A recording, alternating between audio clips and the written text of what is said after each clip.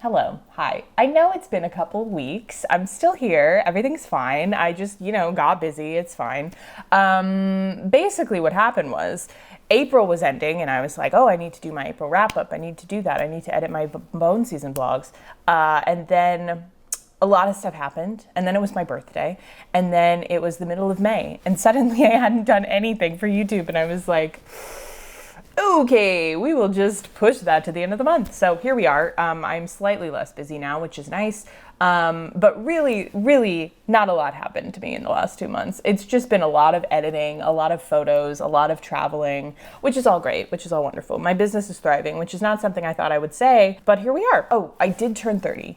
That is the thing that happened. I had my birthday at the beginning of May, and it was very low-key. Nothing really happened, but now I'm 30, so we're thriving. Yeah, it's been nice. I think everybody should know that 30s are much better than your 20s. Nobody really told me that, but now I believe it. So I'm telling you, if you're a baby, 30's great. Don't fear it. It's wonderful. I have been reading a non-zero amount of books. I read more in April because I was less busy. And then this month I kind of like dialed it back a little. The problem is I'm in the middle of like 5 different books right now. And so like progress has been very slow. I'm reading a lot. I'm reading every day, but it's been very slow. I only read 7 books in May, but I read 12 books in April. And I think I've passed 50 books read for the year. So objectively, I'm doing fine. I'm doing great.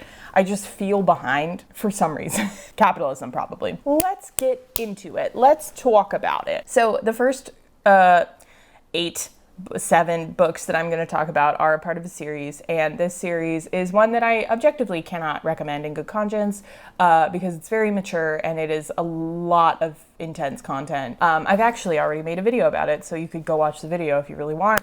But this is like an all-timer.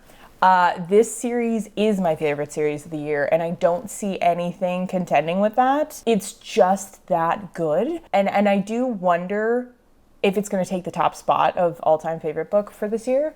If it's not number 1, it will be number 2, because it's just all I can think about all the time. I'm obsessed with it. I went down a deep rabbit hole for the month of April, just like marathoning this series. It changed me. I read The Husky and His White Cat shizun. Erha, if you will. Tuha, if you will. Depends on who you ask. I did talk about this at the end of my March wrap-up because I read volume 1 in March, and I was like, I don't know what this is, but I think it's pretty good. And since then, I have fallen so far off the cliff. It's just terrible. If you didn't watch my March wrap-up, this is a Danmei series, and if you don't know what Danmei is, it's essentially Chinese gay male romance. It has a reputation for whatever reason. I think some people just like don't understand that it's essentially just like romantasy most of the time. There are contemporary Danmei series, but like it feels like Chinese gay romantasy. And it's really fucking good. It's translated from Chinese, and this series in particular is insane. If you like Captive Prince, I think that is the closest comp I can find for this series. It has a lot of elements that I'm deeply obsessed with in all reading books. It has a lot of tropes and things in here that are just like some of my all-time favorite tropes. It is a student-teacher relationship, but that's really like the bare minimum of their problems because essentially they're only like 5 to 7 years apart. But like once you take all of the complicated magic involved, like the numbers are kind of irrelevant, and the student-teacher relationship is kind of irrelevant. And so like it's hard to explain, and it's even harder to advocate for because there is a lot of graphic sexual assault on the page. And I just, like, I'm not condoning it, and I'm not trying to justify it, but like I am kind of trying to justify it because it's a very complicated thing. All of that to say, I can't really tell you a lot about it because you probably don't care. I did make a whole video about it, talking about it, because it is that beloved by me. But again, I don't think I recommend it, and it is not for the faint of heart. Read the trigger warnings because it's really intense. But like I just really related to the characters, and I was deeply entertained. It's incredibly funny, but also like it'll make you cry. It is so intense. It is so bad. The horrors. the horrors I've seen. So anyway, I read all of this in April, and I have to wait until July for the next volume to be translated. And then it won't even be finished. We're waiting on volume 10 to come out in like November, I think. So anyway, that didn't tell you anything, but you don't really want to know anyway. So that's what I spent most of April reading.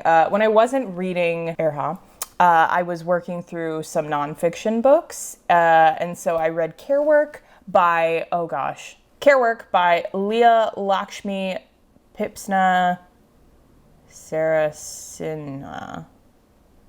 I definitely butchered that. Leah Lakshmi. She's a queer disabled person of color. And this book is all about like disability justice. And so it's a lot of essays kind of like compiled together. I read it on audio. It was fantastic. But essentially it really just like recontextualized disability for me. And I've been trying to learn more about disability because I know I am severely lacking on that. But this book was recommended to me in the Gender Magic book that I read a couple of months ago.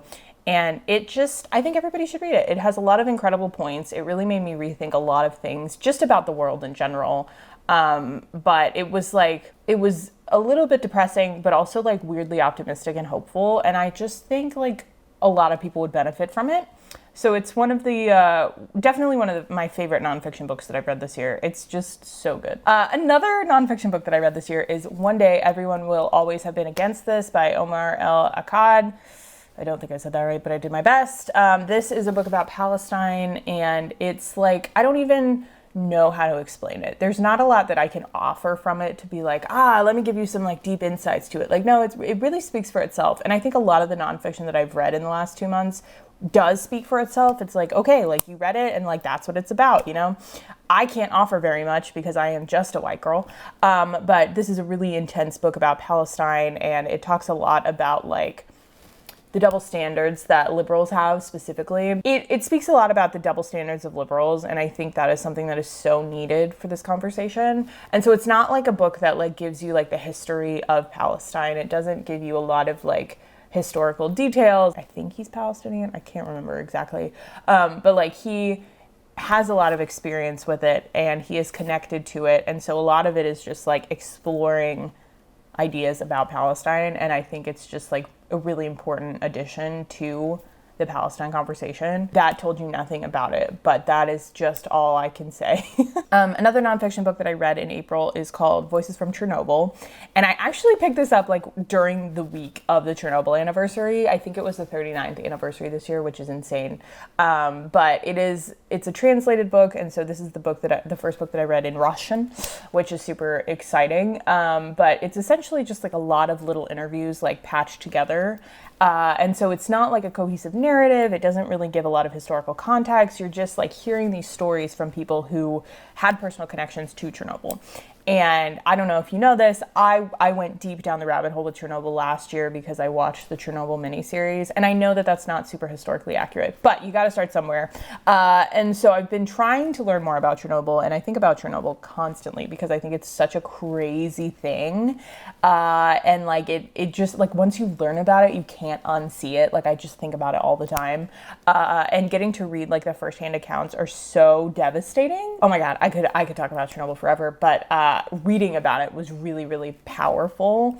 And it made me think about a lot of things because I think there's a lot of intersection between like our administration and the Soviet Union. And so like, I don't know, there's just like so much to get out of that book. I learned a lot and I felt really connected with that book. That's most of the nonfiction that I read in April. So let's talk about some other fiction books that I picked up. For whatever reason, I've been on my A game with new releases this year. Like I've been requesting at the library the moment that it drops, and I've been getting my releases very quickly. So one of the books that I listened to on audio this past month was Gifted and Talented by Olivia Blake, which I didn't really expect to read. Like, you guys know, I'm a big Olivia Blake stan. I love her. I love her works. I was a big supporter of the Atlas Six before it became traditionally published. I've interviewed her, love her, obsessed with her. Gifted and Talented is something that I was keeping my eyes on because I do like Succession a lot, and I think it's a fantastic concept.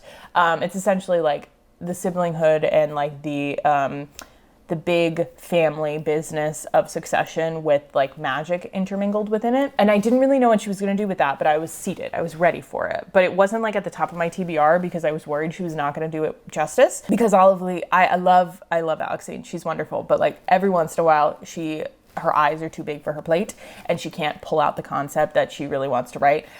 Sorry, that's just my truth and I have to speak it. I was happily surprised. I think a lot of people are gonna hate on this book. I think people are not appreciating it the way that it should be appreciated, but I do think Gifted and Talented is kind of her best book. It's not my favorite because I'm such a sucker for Masters of Death, but I think like conceptually and like writing wise, just like this whole book is such a masterpiece that she really did a fantastic job with it.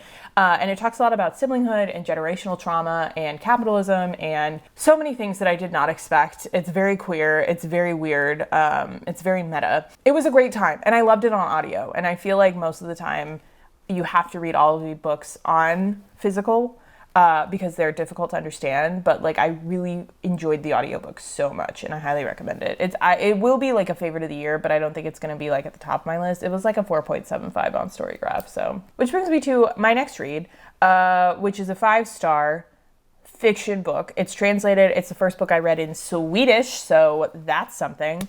And it did lead me to weird places that I didn't expect to go to. So we're talking about Beartown by Fredrik Backman. Holy cow. This has been on my TBR indirectly for like years now because I read Man Called Uva and I loved it. And I was like, cool, one day I'll read more Fredrik Backman. And then I didn't. And then I had a friend who read Beartown and was like, this changed my life. This is my favorite book of the year. I'm so obsessed with it. And I was like, okay, I guess I'll just like pick that up. I don't know. I was feeling it for some reason. And I didn't know what I was expecting, but it's classic Bachman. It'll make you cry. It's super dark, but it's also like super hopeful and it speaks a lot to like humanity in small towns. So if you don't know, Beartown is about a hockey town in Sweden. And essentially the star hockey player ends up raping the daughter of the hockey club's president, general manager? I don't remember the exact phrase, but it's about rape. And it's about high schoolers and it's about a small town and it's about family and friendship and a lot of different things. And it just like truly is a masterpiece. Like I didn't expect to enjoy it as much as I did. I read it on audio. I thought it was I love the audiobook narrator for Bachman's books. She does such a fantastic job. But it's hyped for a reason. I thought it was really good. I enjoyed it a lot and I am dedicated to Fredrik Backman now for life. He just really good guy. After I read that was the end of April. I was trying to figure out what to read for May. And since I was already reading a book about rape, I was like, well, I have this book that's been on my TBR for a very long time, so I might as well just pick it up and read it. And it's called Black Box by Shiori Ito. And it is translated from Japanese. It's a memoir, and it is essentially marketed as like the memoir that sparked Japan's Me Too movement. So it's years old now. I think it came out in 2017 or 2018. But it's about this woman who is a journalist, and she ended up getting raped by somebody who she thought was going to help her career and move her up in the world. And it became this whole horrible ordeal for her that she felt like the government, the police weren't helping her with this case. And so she was like, I'm a journalist. I'm going to figure out what's going on. I'm going to look for corruption. I'm going to try and bring this to light so that other people don't have to go through this. And so it's like a really intense memoir. It's very quick.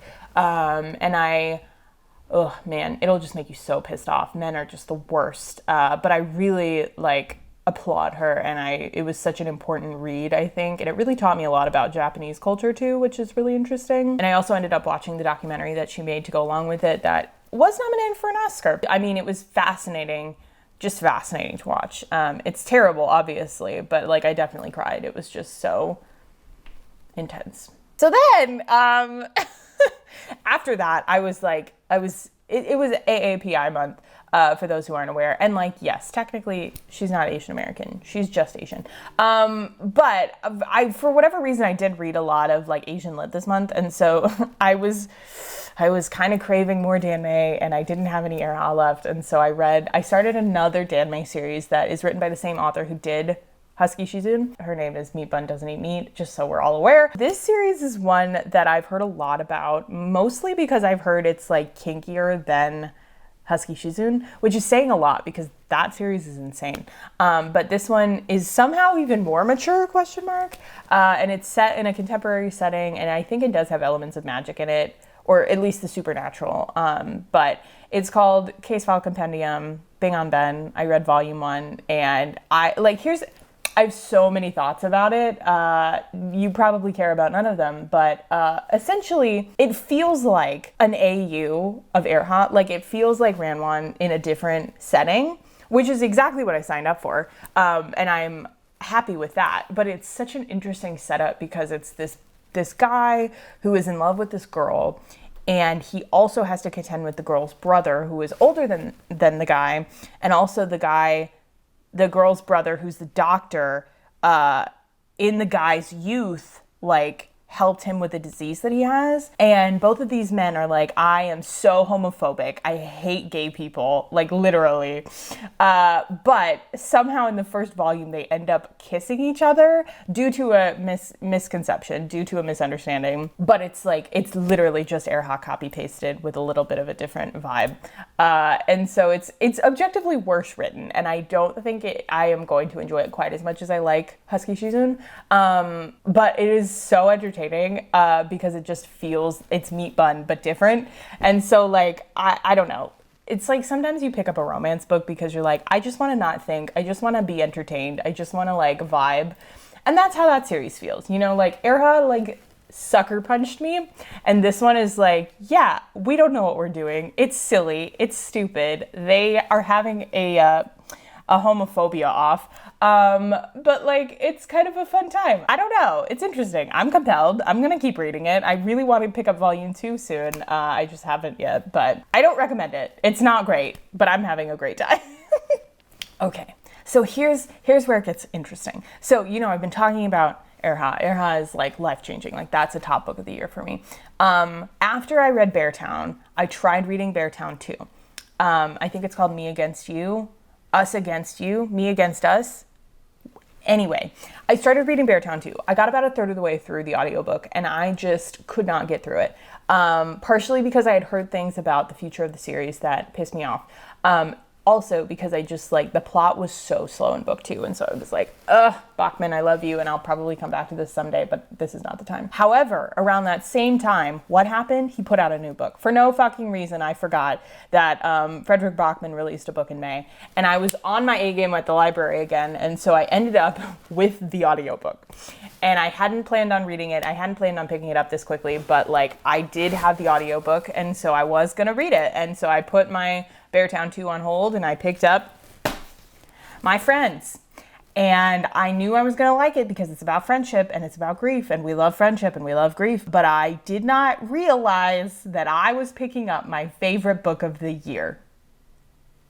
Like, and I'm not even joking. This is an all-timer. This is like in my top 20 books of all time. And I don't know if I actually mean that, but like right now I do. I also ended up going to the bookstore to get this, and they had signed copies. And so now I'm just like living my best life. Anyway, if you don't know, My Friends is about a group of friends. Would you believe it? Our actual main character, Louisa, is about to turn 18, and she is an orphan. And she is going through foster care, and she wants to get out of foster care, and she also really likes art. And essentially, she starts the story by breaking into this auction to see this work of art that has really moved her, and she's obsessed with the artist. And then we end up getting the backstory about this artist and what is happening to him in his life. And so it kind of goes between flashbacks of this girl in her present and the artist in their present in the past. We also end up getting to know the friends of the artist. And so it's like this really intricate story about friendship and about grief and family and a lot of different things, and art. It's all about art. And so when I stepped into it, I really didn't know very much other than the friendship part of it and the art part of it. And I'm not even going to tell you very much about it because I think you have to read it to really get into it. But like when I tell you, the last like 40 minutes of this audiobook, I was listening on my commute home and just weeping, sobbing, snot coming out of my nose. Like it's crazy. And like, that's how most Bachman books are. When I read Uva, it was the same thing. I sobbed. If I wasn't listening to the audiobook of Beartown at work, I definitely would have sobbed through that one too.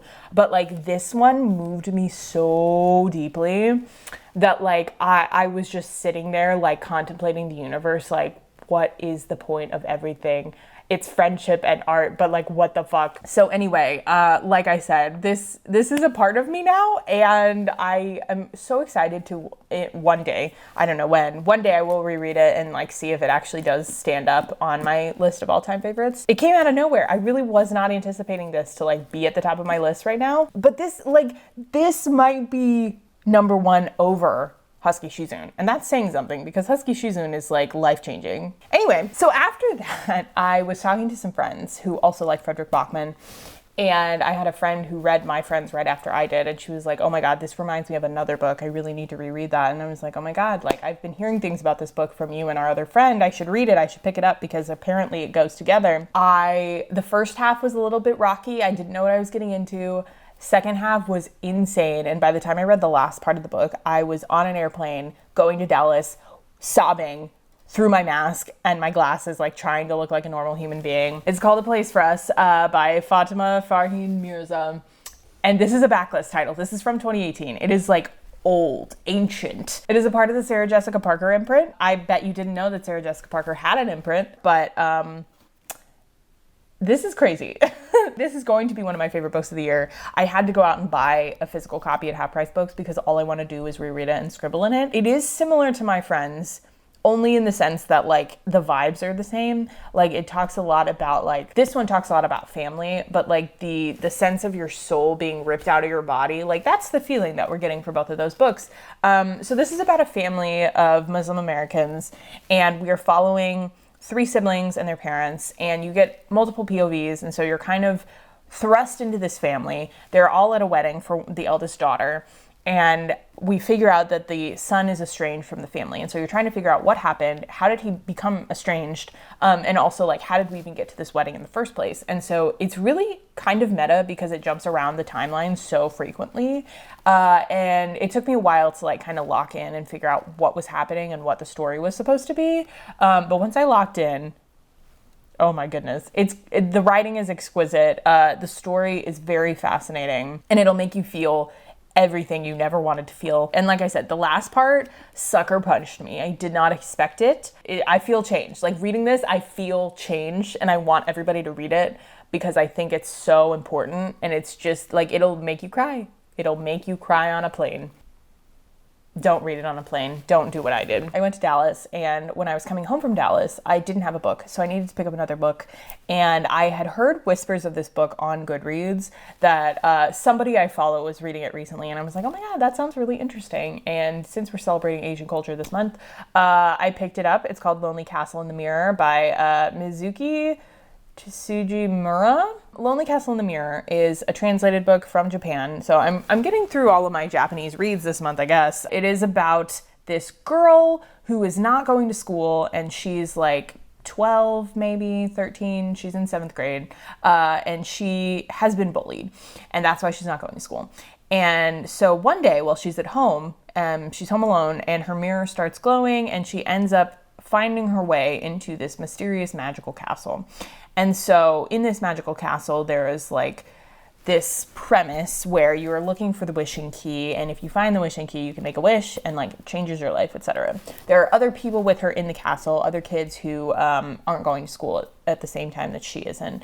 And so it's kind of mysterious. It's very meta. When I was reading about reviews and stuff, a lot of people said it was very like Studio Ghibli-esque, and I was immediately sold because I love that. But I'm also really worried when people use that as like a comp title for things, because there are a lot of people who say Studio Ghibli and it's not done well. And like, I don't know why that is, but like, I'm very weary of the Studio Ghibli comp title stuff. So when I picked it up, I was like, I don't know if this is going to like live up to the hype, if this is actually going to like be a good book, because like sometimes the concept outweighs the actual content. And I can happily say that this book is not like that. This book pulls through, and I was literally on the plane reading the end of the book, just like gasping because it's so well done from a writing perspective, like craft wise, it is just truly incredible. And it's fabulism at its best. And it's about friendship and it's about grief. Maybe you're noticing a theme here. And it just like hit me right in the feels. It is so phenomenal. And I wish everybody would read it because I think it's just like, it's so simple. And it is like kind of, you know, like a middle school type of book, but somehow it is so elegant and so well written that I was sitting there like, this is one of the best books I think I've ever read. And I don't know that it's necessarily like an all-time favorite. Like, I don't know if it's going to hit my top 20 of all time, but like it is so meaningful and important. And I think like it will be on my favorite books of the year list because I'm still so baffled at how well it was written. It's just really well done. It's really good. Which brings us to the present, the last 2 days to be specific. I've been feeling so weird and out of sorts lately that I was like, okay, I've read a lot of new to me books. I think I need to jump back into some rereads. Like I have not reread a book since before I started Husky Shizun. And way before that. It was like when I was rereading The Bone Season. Like that's how far back it was. So I was like, I feel like I've earned a reread. And there's one series that I've been eyeing for months, like a very long time, that I haven't read in like 5 years. And I was like, this is it. Like I'm going to commit to this reread. And now I'm so deep in it that like I've lost all sense of everything. I'm really just like contemplating a lot of stuff. So I'm rereading The Raven Cycle. I don't know that I need to say more because that speaks for itself, but I did end up getting through books 1 and 2 at the end of month. I did end up reading books 1 and 2 at the end of this month. Currently reading Blue Lily Lily Blue, and it's crazy, and I'm feeling so many things. But I do like want to briefly talk about The Raven Cycle because I want to. Head in hands. I've read The Raven Boys twice now. Well, 3 times. This year is my 3rd time. The first time I read it was in 2016. I read it on audio. It was great, but also like I don't think I fully understood it. And I didn't realize that until this 3rd read. The second time I read it was January of 2020, weeks before the pandemic started. And I really enjoyed it. But again, I don't think it really like clicked with me, which isn't to say I wasn't deeply obsessed with it, that I didn't love it, etc. But like, I think I was too young and unfocused to really like sink into this series the way it's meant to be. And like on this 3rd time, I'm reading it on ebook, and I have another friend who is rereading with me at the same time who was deeply obsessed with it. And so like, I just feel like I'm like galaxy braining so hard, and I'm like finally understanding everything about this series that I missed. Like I just missed so much subtext. There's so much about it that I never really understood, and now that I'm sitting in it, I'm like, oh, it's also simple. It's just very gay. But like, it's just shocking to me how little I actually knew about this series. I really should make a video about it, like a full video about The Raven Cycle, because I have so many thoughts, but I'm going through it. I'm having so many emotions and feelings. So anyway, all of that to say, I started The Raven Cycle, so all is well with the world. And that's what you missed on Glee. That's like an insane amount of reading. Lots of things that you probably don't care about, but I've been having a great time, honestly. Like, I think it's been really interesting the past year and a half to like be so focused on reading and to like turn it into a hobby again, with like all these goals and challenges that I'm doing, because like I really don't pick up bad books anymore. It's very rare that I pick up a book that is below 4 stars. And if I do, it's because it's by an author that I really trust and they betray me. Or I like pick up a recommendation specifically from someone and I'm like, yeah, I don't really know. Because like genuinely, when you go on my story graph, if you look at my stats for the year, like it's mostly 5-star reads. It is mostly like, look at this. This is just, you can't see it. But anyway, I'm having a really great time. I'm reading a lot of really fun stuff. I am really curious to see where we go in June, because I still haven't finished War and Peace, and I'm getting the itch to reread Throne of Glass, which is terrible, and I shouldn't do that. I also really want to reread The Golden Raven, because, oh my God, we didn't even talk about this. This is irrelevant, but I have to talk about the fact that we are getting Kevin Day books. We are getting a Kevin Day duology. Oh my God. Yeah, I want to do a lot of rereads. Shocking, I know. I also really need to get back into the realm of the Elderlings. I tried to start Ship of Magic, and it is so not the mood right now, but that is on my list. There's a couple other big fantasy series that I've been getting pitched recently. Like there's a series by Victoria Goddard that I just heard about that I am compelled by. So if you've read that one, it's something like The Hands of the Emperor or something like that, 9 Worlds. I don't know. That's on my TBR. I have a bunch of arcs that I need to read. Also, June is Pride Month, so I should be reading more gay books. And I need to get back into some nonfiction. I'm in the middle of a nonfiction book about a disabled Chinese American woman that's really, really good. And I'm in the middle of the new Ocean Vuong book for no reason whatsoever. So I just like have a lot to do. I have a lot of reading that I would like to do, and I don't have the time or the energy for it, but it's fine. We're working through things. So, yes. I would say if you have recommendations, let me know, but I really don't need any more recommendations because they are coming out of my ears. So, all of that to say, we're here. We're still reading. Everything is going just fine. Please let me know how you're doing, and what kind of videos you want to see. I don't know when I'm gonna make them, but like I would like to get back into it before the summer depression hits. So, yes, thank you for watching, and I'll see you when I see ya. I don't know when that is, but I promise I'm coming back. I'm coming back.